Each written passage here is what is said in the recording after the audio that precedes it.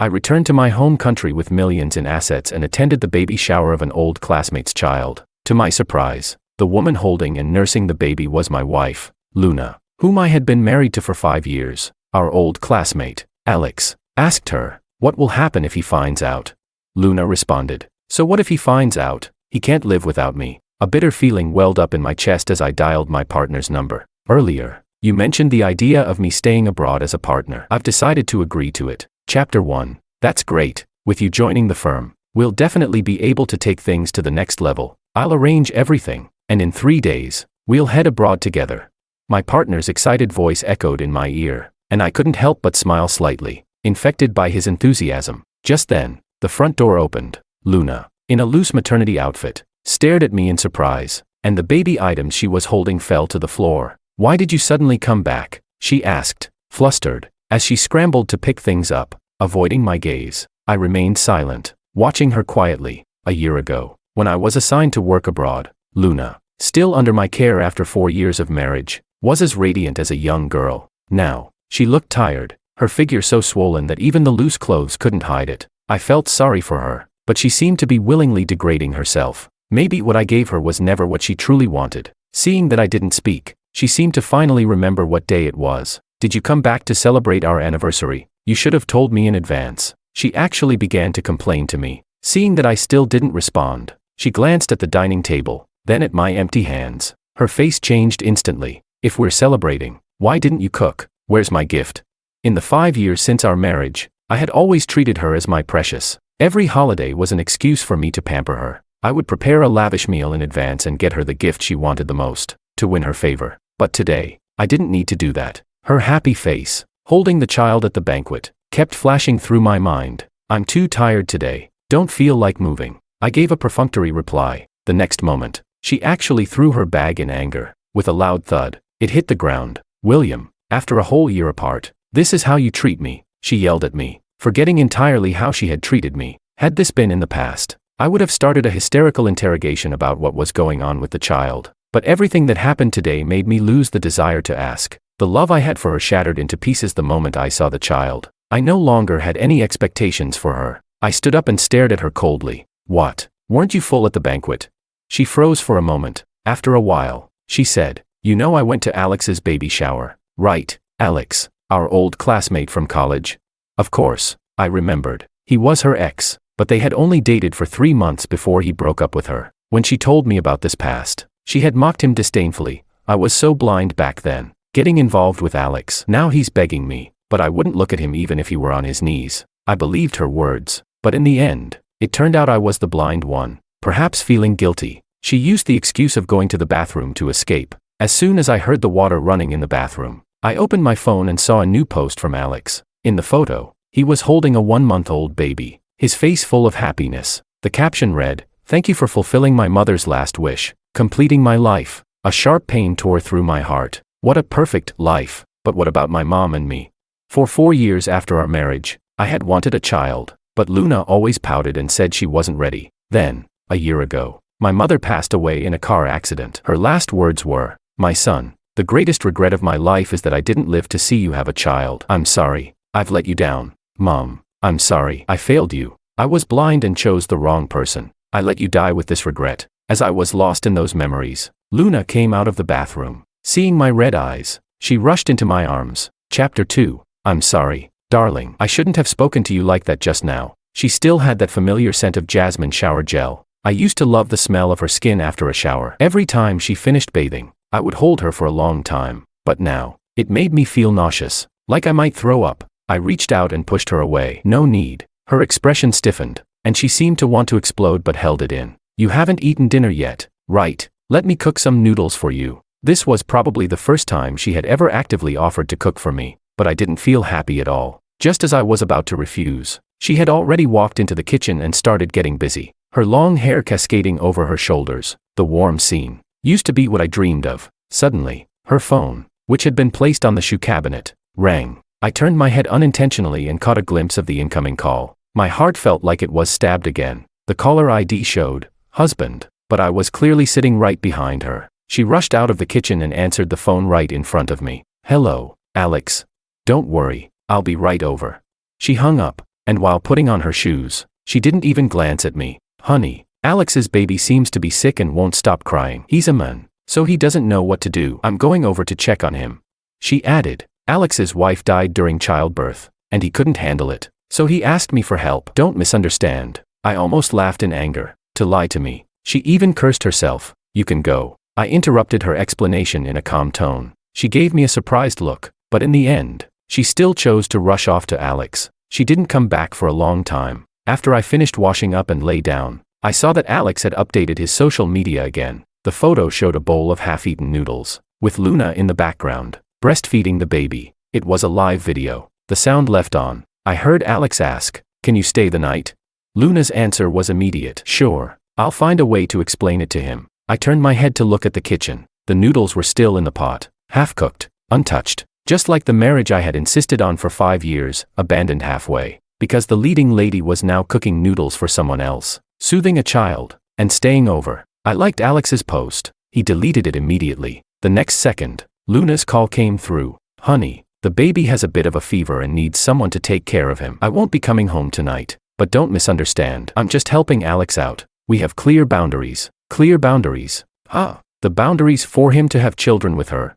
After so many lies, I didn't even feel a ripple in my heart. Do whatever you want. I'm going to sleep. I hung up the phone and closed my eyes. But memories of my past with Luna flooded my mind. The bright moon once illuminated me, too. Back then, we were college classmates. She was the campus beauty, and I was the campus heartthrob. Everyone said we were a perfect match. But I didn't think much of her at the time because she had so many admirers. It wasn't until a party, when she actively stood up to block someone from forcing drinks on me, her slender figure standing in front of me like an angel, that I started to fall for her. From that day on, I was deeply infatuated, starting a 3-year-long secret crush. When we graduated, rumors spread that she had cheated, and her reputation plummeted. I didn't hesitate to confess my feelings for her, helping to clear her name. She gratefully rushed into my arms, swearing to me, in this lifetime, I will never betray you. After marriage, we were happy. I once thought we would have a perfect ending like in a TV drama, but reality slapped me hard in the face. The next day, Luna still didn't come home.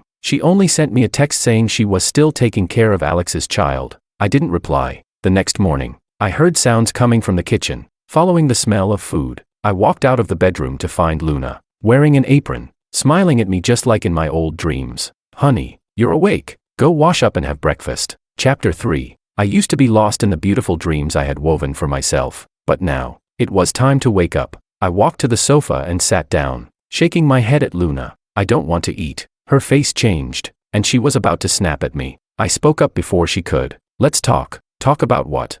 Luna was confused, still wearing the apron, looking like a perfect wife and mother, but all of this change wasn't because of me. When she sat down, I said flatly, let's talk about your studies this past year. A year ago, when I was sent abroad for work, I accidentally found out she had quit her job. When I asked her over the phone, she stammered and told me, actually, I got into graduate school. I didn't tell you because I was afraid you'd oppose me going back to study. How could I oppose her studying? 3 years of secret love, 5 years of marriage, 8 years in total. I was like her trained dog. She threw a paper ball, and I wagged my tail to fetch it. Not only did I not oppose her, I even sent her 50,000 yuan for her tuition. Now I realize that money was spent as nutrition for her pregnancy. That child was healthy and chubby, and part of it was thanks to me. Why are you suddenly asking about this? Luna's face turned pale, unsure how to cover up the lie. After all, it takes 100 lies to cover up one. Looking at her, I couldn't be bothered to keep questioning her. I directly pulled out the photos I had taken at the baby shower and laid them on the table. How long were you planning to keep lying to me? The room went quiet for a few seconds, and the color drained completely from Luna's face. She jumped up, and her first reaction was to question me. You secretly went to the baby shower a few days ago. Why didn't you tell me? I stared at her. If I told you, would you have enjoyed this little show? She froze for a moment, then became righteous. This isn't betrayal. I was just helping Alex. His mother was really sick a year ago, and her dying wish was to hold her grandchild. You don't understand, he and his mom were so pitiful back then. If you were me, you'd choose to help too. My eyes turned red. They were pitiful. What about my mom and me? My mother passed away with regrets, and she saw everything, but she never wanted to have children with me. Did she really love me? I didn't say I wouldn't have children with you. Your mom just had a short life and didn't make it to that day. My whole body stiffened, and my heart completely died. Up until this point, I had thought Luna was just morally corrupt, but I never realized that she had no heart at all, let alone love for me. I stood up, raised my hand, and slapped her hard across the face. Try insulting my mom again, and see what happens. She covered her face, stunned and incredulous. You dare hit me, William? Have you gone mad? Get down on your knees and apologize now. Otherwise, I'll divorce you immediately. She always thought I couldn't live without her. After all, in the 5 years of our marriage, every time she mentioned divorce, I would cry and beg her, telling her how much I couldn't live without her. But this time, I couldn't kneel. My heart was no longer hers. No need for an otherwise. Let's just get a divorce. Chapter 4. I directly threw the divorce papers in front of Luna. She picked them up, glanced at them, and then threw them back at my chest. William, do you really think you can live better without me? After 5 years of marriage, you're still living in the shabby house your mom left you. Which woman would look at you except for me? I advise you to take back what you just said, before I'm completely disappointed in you. I smiled slightly. She used to say things like that, and it didn't bother me. But now, under my leadership, the firm abroad had already turned a significant profit. The $1 million reward the company promised me had already been transferred to my account. I hadn't said anything beforehand because I wanted to surprise her. Now, I'm glad I kept it a secret, but I'm already completely disappointed in you, I said calmly. She froze for a moment, her face full of disbelief. For 8 years, I had been humble, but suddenly, I wasn't the same anymore. She couldn't dare to believe it, and she didn't want to. She suddenly turned and left. Take some time to cool down. Apologize when you've thought it through. If I hadn't done anything wrong, why would I apologize? I watched her leave without trying to stop her, because I still had a lot to do. I took down all our wedding photos and threw them in the trash. I also discarded every trace of my existence in this house, including the sofa, the TV, and the bed I had bought. Finally, I called the realtor to come take photos and put the house up for sale. Once everything was done, I grabbed my suitcase and headed downstairs. Just as I was about to hail a taxi by the side of the road, I noticed Alex holding the baby. He walked straight towards me. William, you're really going to divorce Luna over a child? Don't misunderstand me. I don't mean anything by it. I just wanted to say, if you're willing to let go, that would be great. After all, Luna will be mine then. He really thought I had no temper. I raised my fist and punched him in the face. He howled in pain and staggered back a step. The baby in his arms was startled and cried loudly. Bastard, how dare you hit me? Without caring, he put the screaming baby back in the car and grabbed my collar. Trying to retaliate, I caught his wrist, but suddenly, a furious shout came from behind. William, stop. Luna, holding a pack of diapers, rushed over. Alex immediately became an actor. As she reached us, he suddenly kneeled in front of me with a loud thud. William, I know I've wronged you. I shouldn't have asked Luna to help me have a child. But no matter what, the child is innocent. How can you hit my child? If you're really angry, I'll disappear with the child forever. His nose was still bleeding, and he was a mess. Luna, her face flushed with anger, threw the diapers at me and kicked my knee. I wasn't ready for it, and the sudden pain made me bend down, clutching my knee. On the day I came back, I had been in such a rush to see her. When I got off the plane, I tripped and fell down the steps, injuring my knee, but she didn't care. She just screamed at me. William, you bastard, what did the child ever do wrong? I was in so much pain that I couldn't even make a sound. Only then did Luna glance down at me, noticing the bloodstains soaking through my pants. Her expression changed with panic. William, what's happened to your leg? Before she could finish, Alex's voice called out from behind her. Luna, the baby's not crying anymore. Come quickly and check. Without hesitation, Luna abandoned me again and rushed toward Alex and the child. She picked up the baby, looked at him, and immediately told Alex, let's go to the hospital. As they got into the car, she looked back at me through the window. William, I'll settle this with you when I come back. Once their car was out of sight, I got into a taxi to the airport. At the airport, not long after, I saw Alex had updated his status again. In the photo, his nose was wrapped in bandages, but his smile was smug. The caption read, someone promised to make it up to me by giving me a second child. Finally, I can have a perfect family with both a son and a daughter. The airport announced my flight was boarding. As I walked up the stairs, I sent Alex a message. Hope you have a whole football team. Then, I turned off my phone, threw my SIM card away, and boarded the plane in one smooth motion. Chapter 5. The first thing I did after arriving abroad was buy a house for myself. I had stayed abroad for a whole year, but in order to save money and give Luna a better life, I hadn't rented a place. I had been living in the dormitory arranged by the company, but now, I could finally spend money on myself without hesitation. After buying the house, I went ahead and bought a car too. When I drove to the office, I was warmly welcomed by everyone. They all congratulated me for becoming a partner and reaching the peak of my career. As I looked at my very own partner office, I couldn't help but laugh. They say there are 3 great joys in life: getting promoted, making money, and burying your wife. My wife didn't die, but she might as well have. A fellow partner quietly asked me, "William, I thought you said you were going back to your wife and hometown. Why did you suddenly agree to come abroad?" I responded directly, "She's dead." The partner thought I was joking, but my gaze was firm. He paused for a moment and then patted me on the shoulder. "My condolences. You know, I have a good friend whose daughter is about your age. She's a nice girl. How about I introduce you to?"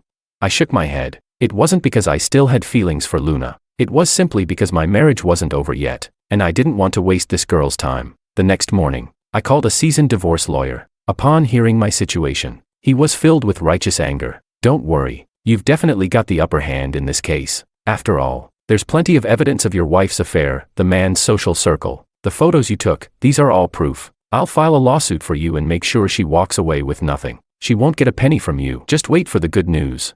I had just become a partner and had a lot of work to do, so I entrusted the entire divorce process to the lawyer. Before the lawyer got back to me, I received some good news from a real estate agent in hometown. "Mr. Yi, your property has been viewed by a buyer. He's very satisfied and wants to sign the contract immediately. When would you like to come over to finalize things?"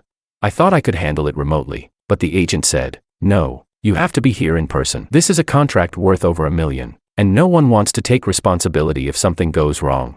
I reluctantly agreed. "Fine, I'll come over this weekend." Half a month after arriving abroad, I bought a return flight ticket to hometown. This time, however, I wasn't flying in economy class, I had upgraded to business class. As soon as I sat down, I realized how spacious the seats were and how sweet the flight attendant's smiles were. Leaving Luna behind, life could actually be this good. When I landed, I immediately headed to the signing center, but just as I was about to enter, I was shocked by a woman standing at the door. Her hair disheveled and her appearance unkempt. It was cold, but she was wearing a thin long dress. Her long hair, which seemed to have been unwashed for days, was greasy and stuck to her face. Only when she rushed toward me did I recognize her. This beggar-like woman was Luna. I was stunned. I had thought that after leaving me, she would smoothly be with Alex and have a second child. Her life should have been better by now, but she marched straight up to me, staring at me in disbelief. "William, it's really you. You're back." I didn't know how to respond, and before I could say anything, she yanked at her neck veins and yelled, "Where have you been these past few weeks? I couldn't find you anywhere. You didn't answer your phone. You didn't reply to my messages. What are you trying to do? Are you done yet?"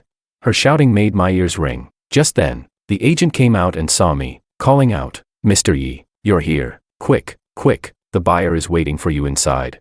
But Luna suddenly pointed at the agent and yelled at me, "William, this is the guy. He changed the locks on our house. He won't let me back in. He brought people to show the house, trying to sell it behind my back. You have to call the police."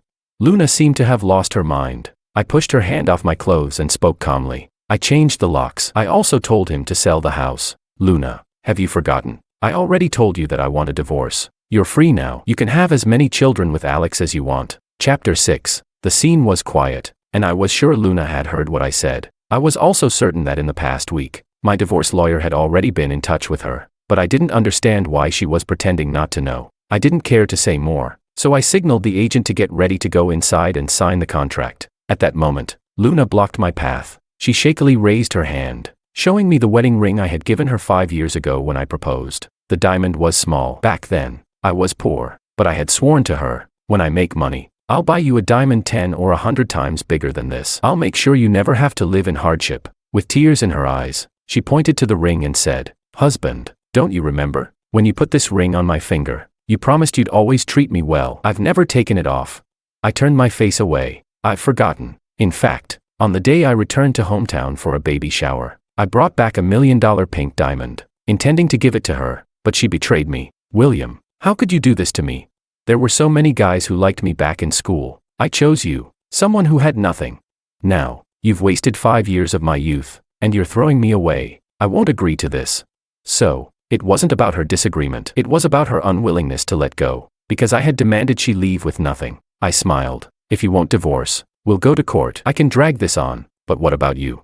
Alex is waiting for you to go home. The child needs you too. How long can you drag this out?" I expected Luna to be furious and hit me, so I even took a step back, but to my surprise, Luna stood there quietly, tears streaming down her face. dropping in large droplets. William, I swear, there's nothing between Alex and me. I was about to interrupt her lies when she pulled out a crumpled document. There's no intimacy between us. The child was conceived through IVF. How could I betray you?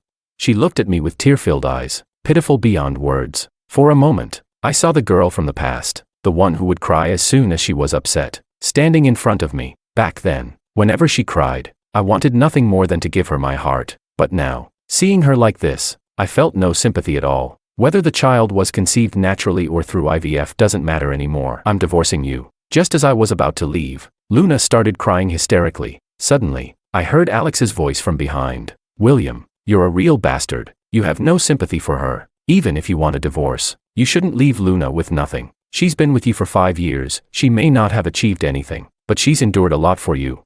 I didn't know whether to laugh or not. For these 5 years, I had been supporting Luna. I hadn't given her a life of luxury, but I'd never treated her unfairly. I turned to Alex and asked, she's had a child for you, and what have you given her in return?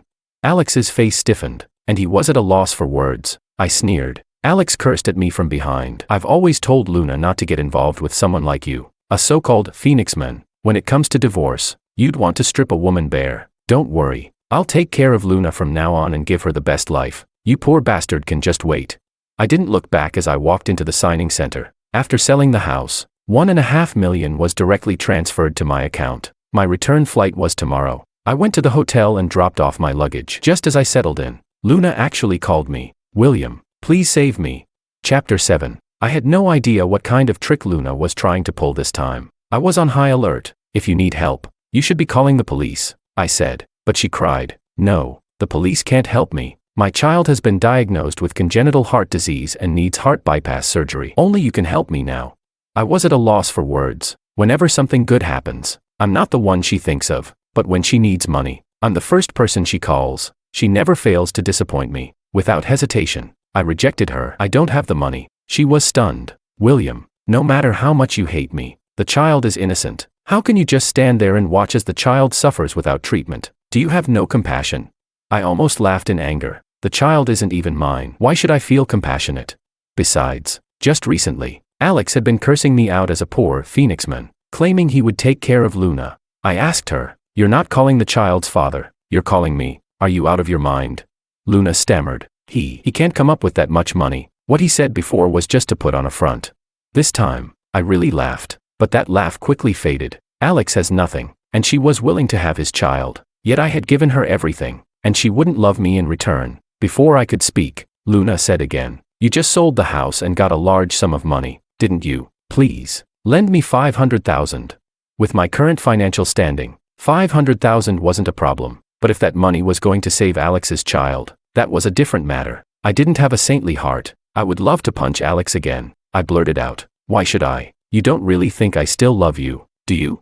There was silence on the other end of the line. It was as if Luna had died. After a long pause, she spoke, her voice cracking with tears. I don't dare hope, but if you lend me this money, I'll agree to divorce you. Is that okay?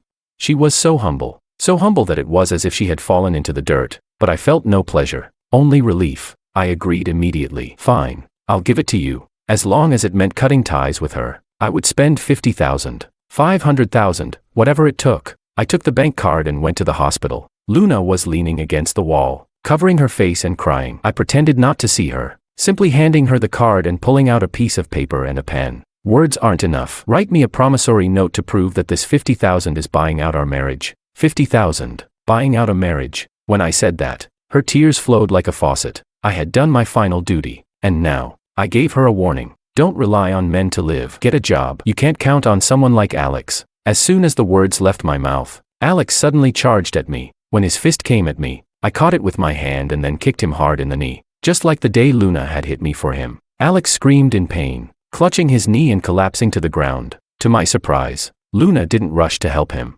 Alex, furious, yelled, William, you poor bastard, stop pretending. You only got some money from selling your house, and now you think you're a savior. And his voice cut off abruptly. I pulled out my phone and showed him my bank account balance. There were so many zeros at the end of the number that I hadn't even bothered to count them myself. Sure, I'm not as great as you. I'm just a partner now, making over $10 million a year from dividends. The place fell into dead silence. I took the signed promissory note from Luna and left. Luna. 9 a.m. tomorrow. At the Civil Affairs Bureau. The next morning, I waited for a long time, but Luna didn't show up. When I tried calling her, her phone was unreachable. Just when I was about to call the police, they found me first. Hello, are you William, Luna's husband? Chapter 8. I didn't confirm or deny anything. I just asked, has something happened to her? I had many scenarios running through my mind, but never the one the police described. She's on the overpass and threatening to jump into the sea. She's been there for over an hour now, and we can't convince her to come down. We need you to come with us to the scene. I got into the police car. At that point, I still didn't realize how serious the situation was. It wasn't until I started receiving messages from some old classmates that I understood the magnitude of what was happening. William, you're trending. Damn, I never thought you'd be this kind of guy. Luna was our campus goddess. How could you treat her like this?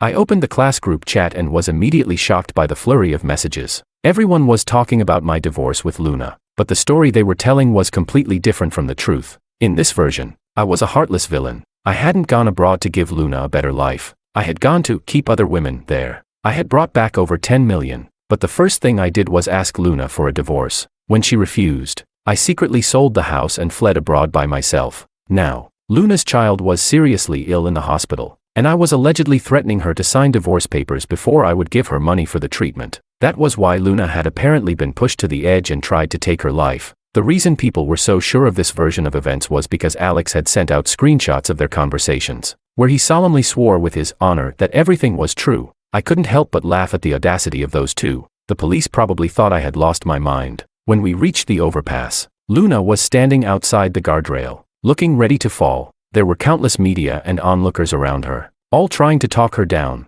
Miss, there are plenty of other men out there. You can find someone better.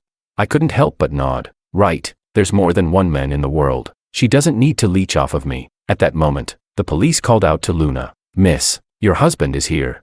Luna whipped around, and I could see the tears in her eyes. As soon as the crowd recognized me, they went wild, pointing at me and shouting. I used to be the simp, but I wasn't a fool. This wasn't just about my reputation anymore. It was about my future. I immediately pulled out all the evidence I had gathered on Luna's infidelity. In this marriage, I'm the victim. Please, get it straight. When the evidence was laid out, the crowd fell silent, but soon, some voices started to speak up. With AI technology being so advanced nowadays, who knows if these photos and videos are fake? Exactly, if she really cheated, why would she refuse a divorce?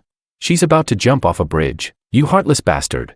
The crowd became more agitated, and the police tried to intervene, but once one person started, the mob followed. Everyone rushed towards me, punching and kicking. I wanted to explain, but no one would listen. I was curled up on the ground, covered in bruises and blood. Just as I was about to give up, I heard Luna's voice behind me. Stop, stop.